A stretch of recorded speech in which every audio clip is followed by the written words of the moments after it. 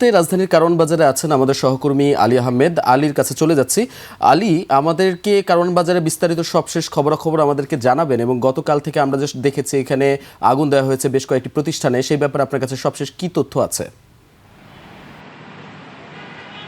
দীপু, আমাদের সহকর্মীরা কিন্তু রাজধানীর অন্যান্য অংশের খবর জানিয়েছেন এবং আমরা কিছুক্ষণ আগে দেশের অন্যান্য অঞ্চলের খবর দেখলাম। আসলে শরীফ ওসমান হাদির মৃত্যুর ঘটনাকে কেন্দ্র করে যে পরবর্তী কনসিকুয়েন্সগুলো। এখন আমি এই মুহূর্তে আছি আসলে ডেইলি স্টার ভবন, যেটি গতকাল আগুন দিয়ে পুড়িয়ে দেওয়া হয়েছে এবং ভাঙচুর করা হয়েছে। এবং আমাদের ক্যামেরা পার্সন শওকত রয়েছেন, তিনি আমাদের দেখাচ্ছেন ডেইলি স্টারের ভবনের সামনে এখন কড়া নিরাপত্তা ব্যবস্থা নেওয়া হয়েছে।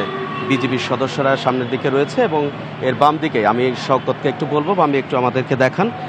এখানে রয়েছে র্যাব সদস্যরা রয়েছে, নিরাপত্তা দিচ্ছেন এবং এরপরেই পুলিশ সদস্যরা রয়েছেন।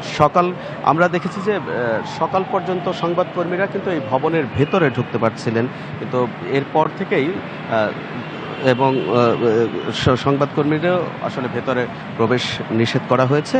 এবং আমাদের ক্যামেরা পার্সন শওকত যেটি দেখাচ্ছেন সেটি হচ্ছে যে একেবারে একটি বিধ্বস্ত এবং পুরা ভবন এখানে দাঁড়িয়ে আছে। এর বেশি কিছু দেখানো যাচ্ছে না, যেহেতু ভেতরে প্রবেশ করা যাচ্ছে না।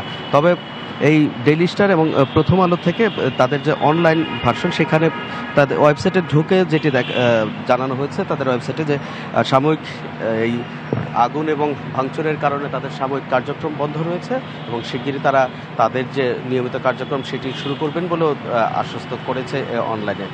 কিন্তু এবং এই ভাঙচুরকে কেন্দ্র করে এবং অগ্নিসংযোগকে কেন্দ্র করে গতকালকে যে পরিস্থিতি ছিল, সাধারণ মানুষের ভিড়, এবং আজকে কিন্তু সেটি নেই, যে একেবারে কড়া নিরাপত্তায় ঢেকে দেওয়া হয়েছে। দীপু, ধন্যবাদ আলী আপনাকে।